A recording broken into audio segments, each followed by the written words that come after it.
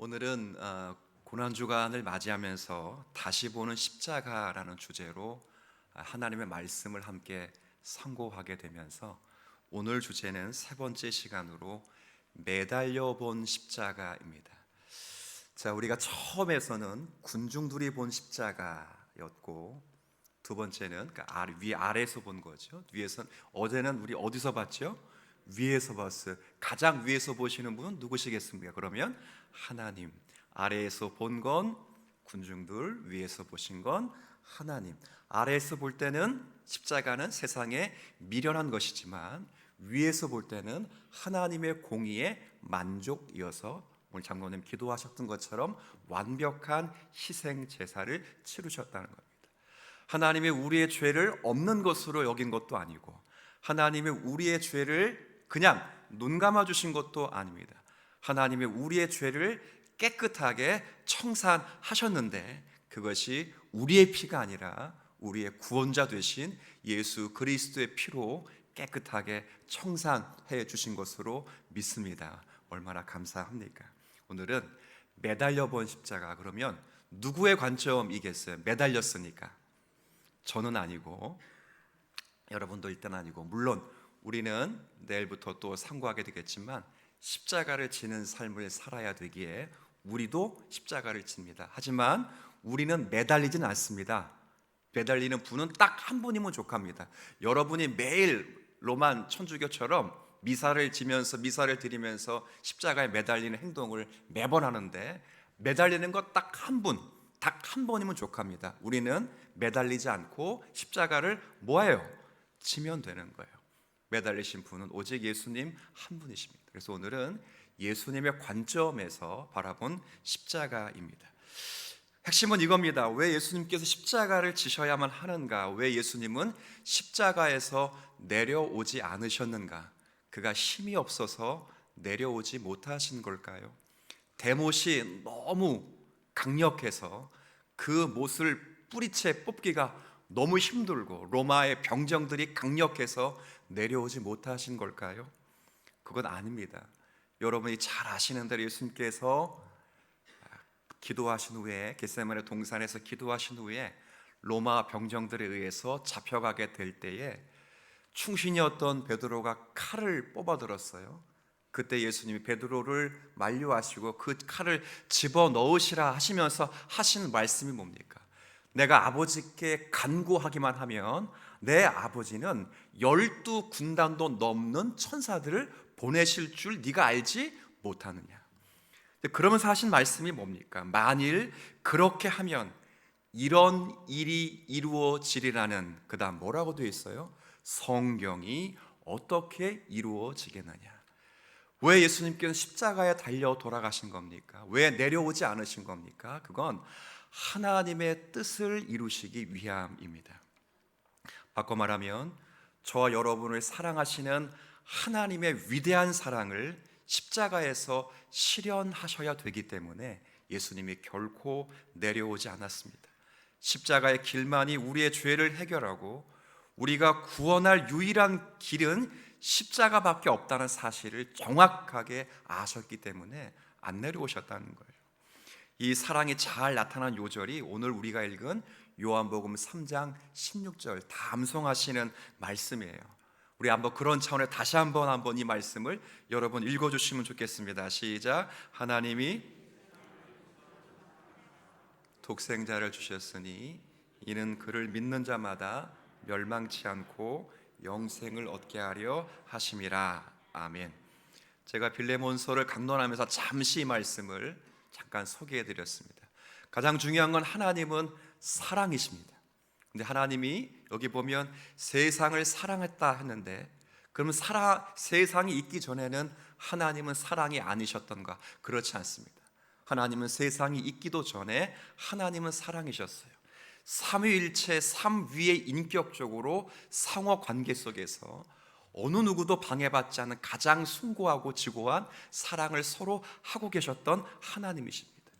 바로 그 하나님이 그와 같은 사랑의 마음으로 무엇을 사랑했냐면 두 번째, 세상을 사랑했다는 거예요.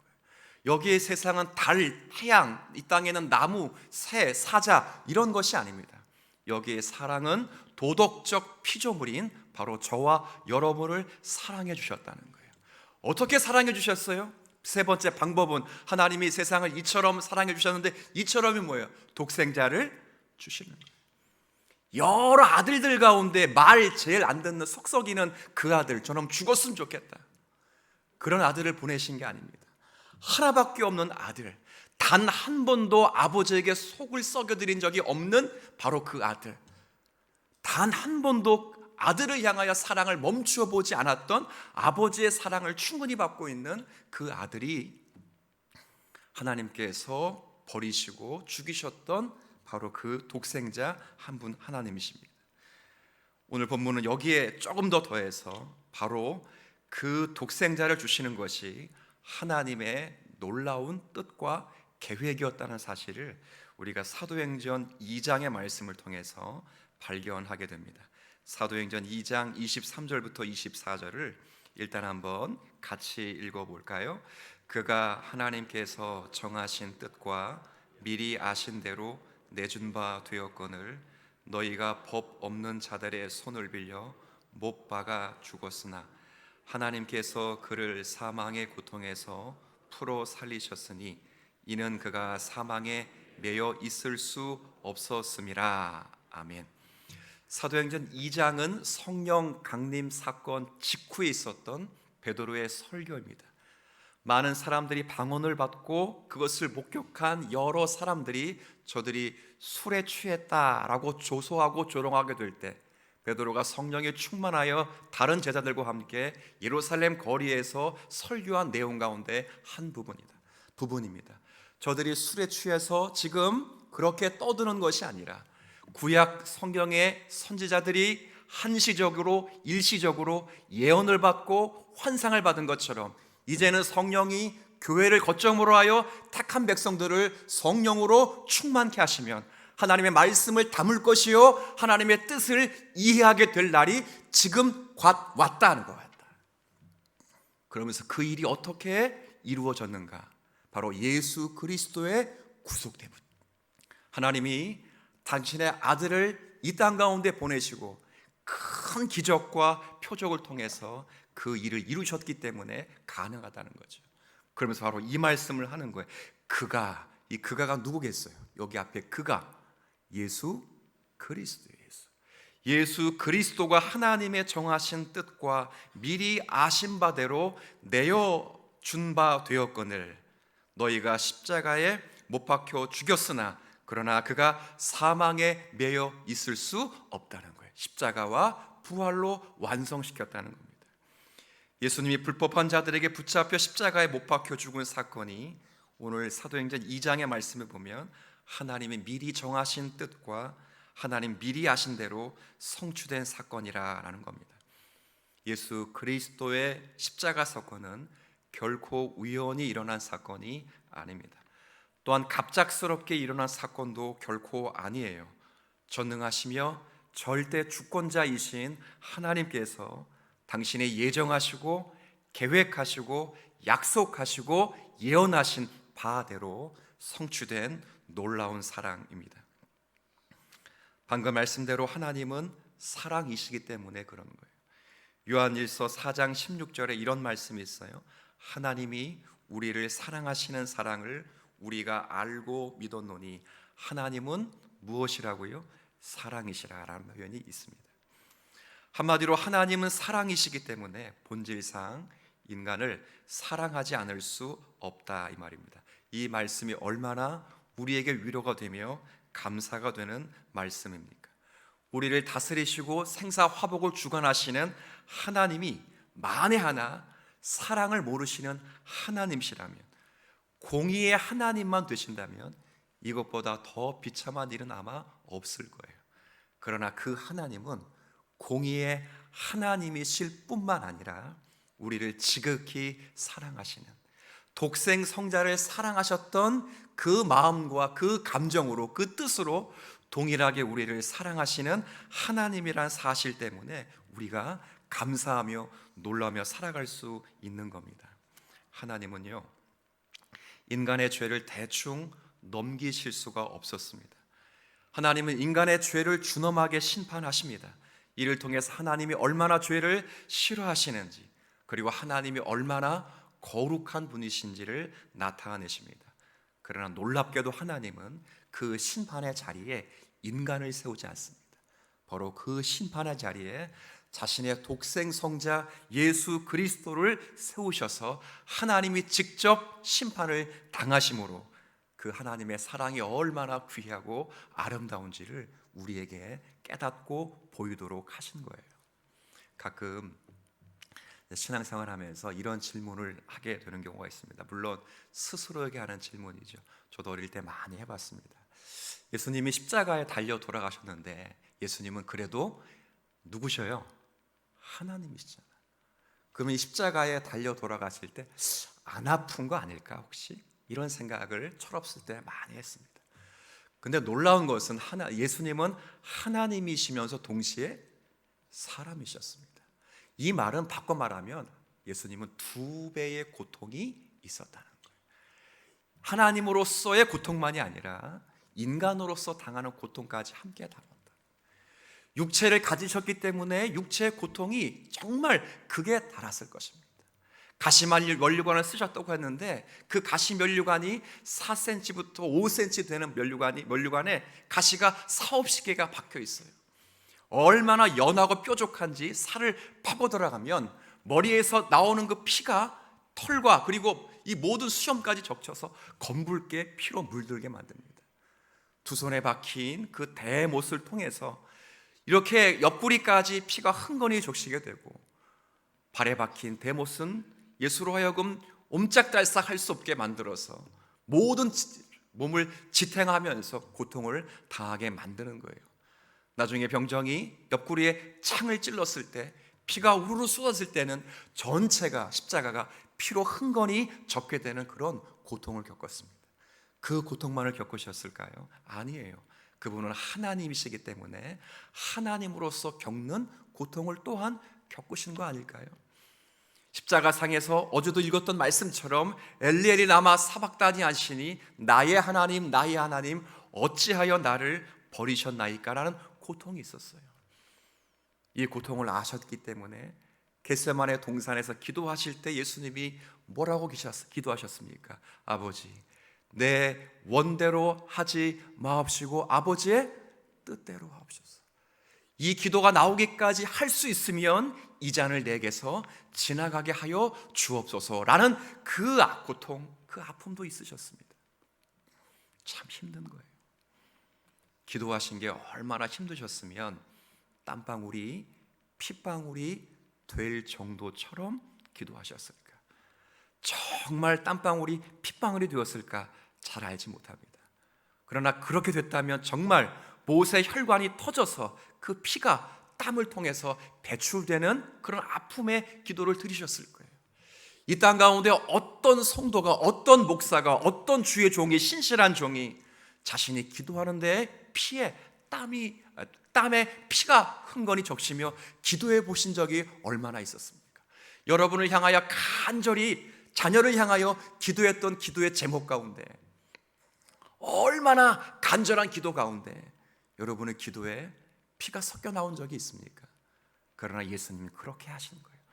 고통스럽고 고난의 그 길을 묵묵히 걸으신 겁니다. 주님께서 십자가에 달리실 때 하나님이 그를 버리셨잖아요. 예수님이 세례를 처음 받으셨을 때 하늘에서 성부 하나님의 음성이 들려오시기를 이는 내 사랑하는 아들이요 내 기뻐하는 자라.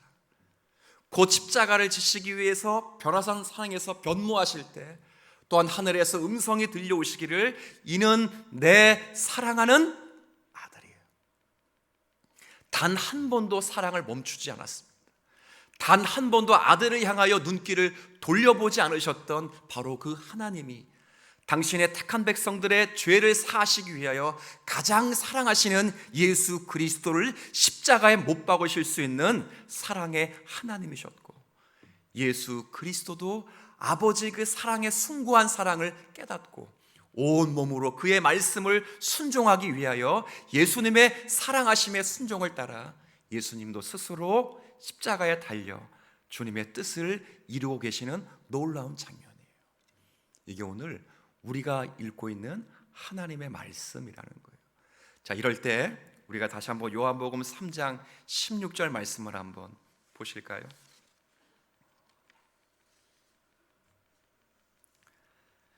하나님이 세상을 이처럼 사랑하사 독생자를 주셨으니, 자, 그 다음 같이 읽어볼까요? 그를 믿는 자마다 멸망하지 않고 영생을 얻게 하려 하심이라. 아멘. 바로 이 사랑을 믿어 예수 그리스도를 구원주로 믿으면 첫째, 뭐하지 않는다고요? 멸망하지 않습니다. 여기까지가 구원이 아니에요. 멸망하지 않고 그 다음 무엇에 이르게 하신다? 영생을 얻게 하신다는 거예요. 영원히 사는 삶을 우리에게 허락하시기 위하여 하나님이 그와 같은 사랑을 베풀어 주셨습니다.